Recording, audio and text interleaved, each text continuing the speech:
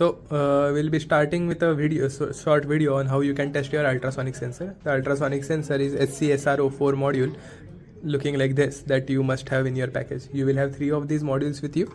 On the PCB we have 4 ports, 1, 2, 3, 4 for 3 of them. So you can use any of them accordingly, and you just need to change it in the program.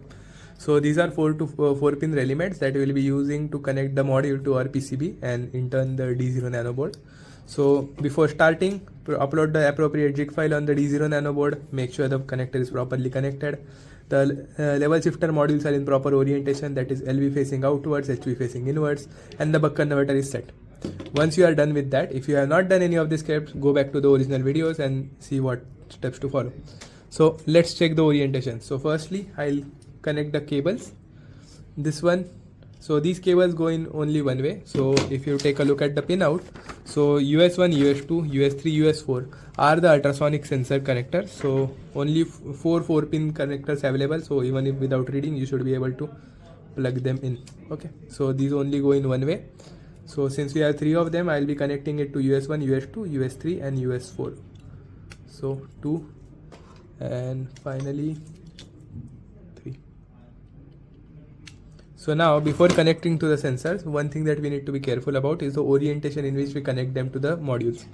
So if you check here we have written the pin out, that is the first pin is VCC and the last pin is ground. Rest of the pin out matches directly with the sensor. So you just have to orient one of the pins and the rest pins will be oriented by themselves. So here first pin is VCC.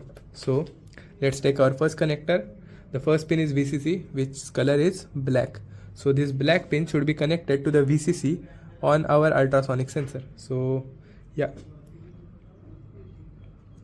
Yep. So if you look here, I have connected the black pin to the VCC. Same pin out is followed on the second connector that you see here. US2 has the same pin out. So the first pin is VCC. If you look here, the first pin has orange color. So I'll take the orange colored pin and connect it to the VCC on the second sensor.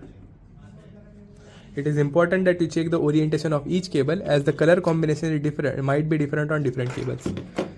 Okay, finally the last one. If you check the pin out again, in this side the first pin is ground and the last pin is VCC. So let's try to orient the last pin.